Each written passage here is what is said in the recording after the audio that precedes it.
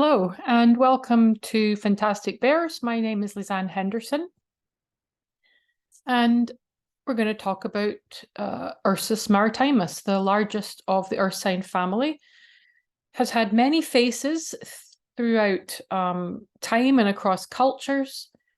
And in this particular paper, we are going to explore the contrasts between modern day Anglophone fantasy representations of polar bears and how it differs from traditional Inuit perspectives, potentially revealing profoundly different perceptions of the natural world and indeed the Arctic. I'd also like to ask you to consider the place that polar bears hold in the human imagination. Now, as most of you will know, the polar bear is very iconic of the North in general, features in folktales and legends throughout the Arctic and northern regions. Among one of the best known is the polar bear sun, and east of the sun, west of the moon. Lots of different themes emerge from these kinds of stories, such as origin, creation stories, family, community bonds, success and failure at hunting, interspecies communication, shape-shifting, shamanism, and of course, connections with the supernatural. Sometimes we find these magical motifs being retained in literary and film interpretations, such as the magnificent character of Yorick Bjornsson, the Panzerbjorn bear. He's a bear king in the wonderful novel by Philip Pullman's, his trilogy, his Dark Materials, adapted as a feature film as well. Bjornsson is reminiscent of medieval Nordic traditions of the bear, as a guiding spirit, or Fylgja, as a Njal saga, when the hero Gunnar's Fylgja is a massive bear. Now, in most instances in the sagas, these would have been European brown bears, but the Scandinavians were well acquainted with the ice bear, or isbjorn in Norwegian, vitabjornen in Icelandic. So the polar bear Fylgja is not out of the question. However, in many popular television shows, and I'm thinking here of things like Lost, Fortitude, and Game of Thrones, they have preferred to use the polar bear more as a figure of fear and horror. So let's look at a few of these in turn. The hit American ABC series Lost, the premise of this show was that an airplane is crash landed on a tropical island, and the survivors quickly discover not all is as it seems. In the pilot episode, some of the key characters are charged by a polar bear, which they shoot. There was a little bit of foreshadowing in the show to this incident when a little boy is reading through a comic book and he sees this particular aggressive-looking bear in his comic book. The whole series is littered with polar bear references, but it's not until the third season that we get a somewhat ludicrous explanation as to why they're there in the first place. Apparently brought there to be used in electromagnetic research made to push a wheel that could transport the bears through space and time. One ends up in Tunisia, another very unlikely spot for a polar bear. But like a lot of things in this show, unexplained how a polar bear was able to survive in a steamy, seal-devoid tropical island.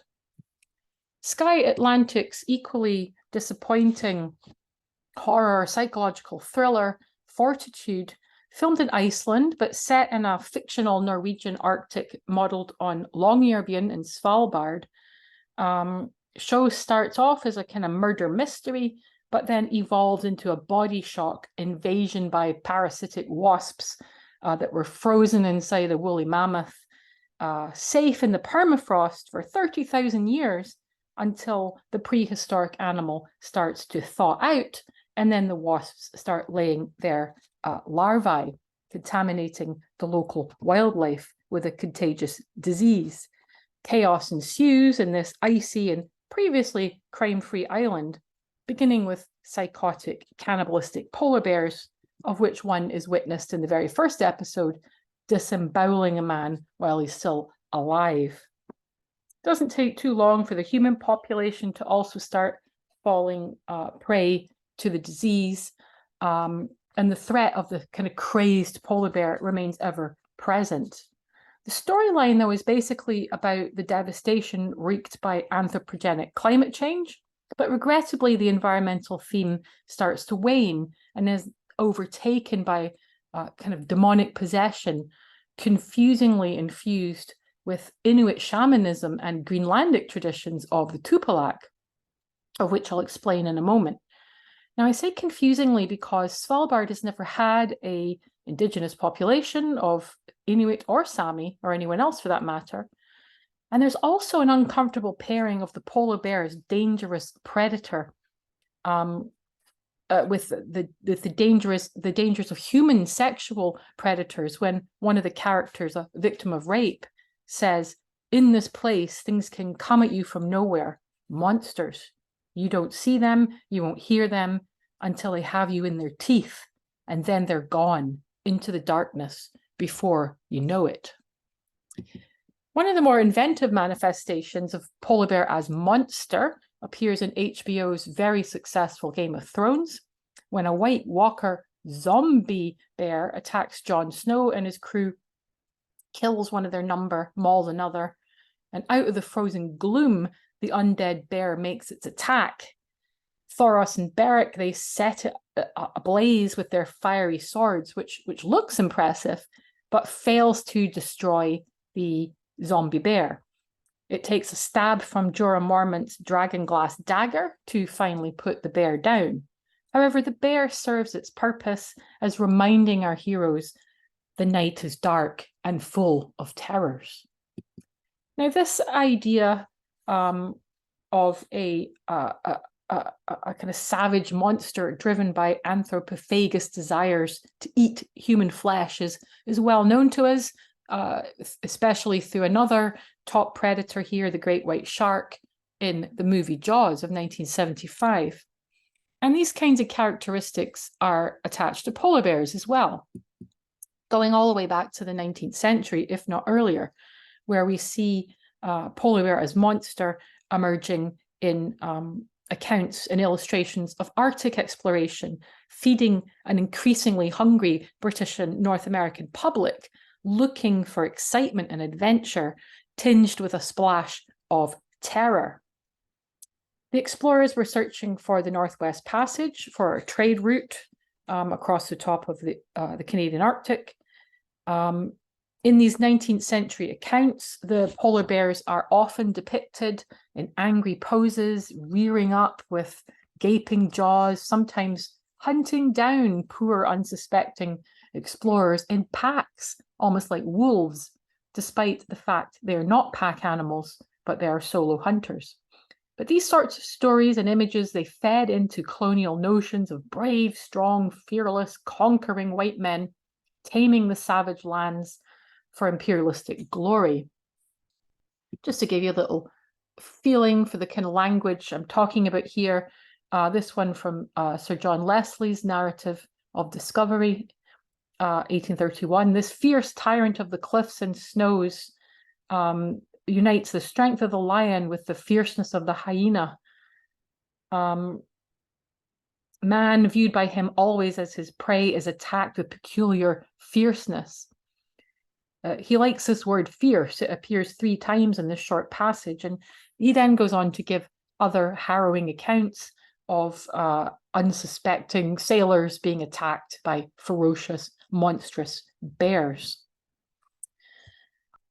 This idea of the kind of bear monster then, it rears again in the Terror, AMC's production, based on an adaptation of Dan Simmons' novel, consciously plays into the fantasy horror genre, notions of the Arctic sublime, though it is loosely based on an actual expedition led by Sir John Franklin, who was in search of the Northwest Passage in 1845, with 2 very aptly named ships, the Erebus and the Terror.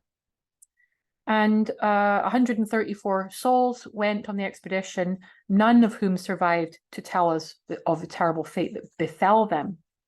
The most shocking revelation came from Scotsman John Ray from Orkney, who discovered that some of the men had resorted to cannibalism. Now, The Terror itself was directed by Ridley Scott, and there are overtones here of his acclaimed film Alien from 1979, such as the unfamiliar alien landscape of the Arctic, or the relentless feeling of impending doom, the gruesome deaths at the hands of intelligent but remorseless predators that seem to enjoy ripping people apart. In the Terror, that malevolent force is Toonback. Now, the Toonback is a completely fictional creation of Dan Simmons, but he has been inspired by a Greenlandic vengeful spirit known as Tupiaq, despite the fact that the events of the story that he's kind of drawing upon took place in the Canadian Arctic, in Nunavut, not in Greenland. Tupiaq were created using sorcery, and they were sent out to harm or kill one's enemies. In Simmons' novel, he creates his whole backstory for the Toonback, which he says Toonback was created by Sedna, a very powerful female supernatural who lived beneath the ocean. Toonback is banished from the spirit world, where he's forced to adopt the form of the most terrible living thing it could find on Earth, which is the polar bear. Now, Sedna knew that the Angakuk, the Inuit shamans, would learn how to control Toonback's desire for havoc. And in time, they did learn to communicate with it. But the cost was that the Angakok who spoke with Toonback would no longer be able to speak with their fellow humans. Furthermore, no trespassers would be allowed to enter Toonback's domain. Now, unfortunately, this equilibrium between Toonback and Inuit is destroyed with the arrival of the Kabluna, which is an Inuktitut word meaning white people. It's their presence that poisons the Toonback and angers it. But the death of Toonback also means the destruction of the Inuit way of life. They would forget their language, their culture, their social structures, and would start to crumble. So Simmons' literary creation, we might say, it could be seen as a criticism or perhaps a reflection on the negative impacts of colonialism. In The Terror, Toonback's kind of ravaging of the frostbitten and scurvy-infested crew is highly reminiscent of this painting from Sir Edwin Landseer, which again was based on the Franklin expedition. And here we see these two voracious, sharp, pointed, clawed and big teeth ripping apart the Union Jack, and they've been devouring the bones of the sailors, quite literally tearing at the fabric of British sensibilities and notions of civilization. Now, turning to the North Water, another one adapted from a novel, this time by Ian McGuire. The story begins in 1859, so about a decade after the events of the Terror. But this time, the ill-fated British and Irish victims of the North are entirely fictional. They're an imaginary crew aboard an imaginary whaling ship, the Volunteer, who face a multitude of dangers. Not supernatural, as in the Terror, but an altogether more monstrous variety, the sinister, brooding menace of Henry Drax, a man with no conscience and a hearty appetite for blood. The polar bear does turn up in the fourth episode, enticed on purpose by two characters, Otto and Sumner, who by this stage are facing starvation, and so they're hoping to catch the bear to eat it. When a bear does turn up, Sumner injures it, but it takes off, and so Sumner has to go in pursuit of it, eventually kills it. Then a storm comes on and he's forced to eviscerate the bear and hide inside the belly of the bear. He's subsequently rescued by an Inuk hunter who takes him to the home of a Scottish Catholic priest and his Inuit housekeeper. The hunters believe that Sumner has actually been reborn from the polar bear, so they give him a knife decorated with a bear carving. And it's actually this knife that allows Sumner to kill the evil Drax at the final episode. So what we find in the North Water and the Terror, they have quite close similarities. The underlying premise here is really that the real monsters are not natural or even supernatural, but the Kabluna who have come to the Arctic to exploit its wildlife.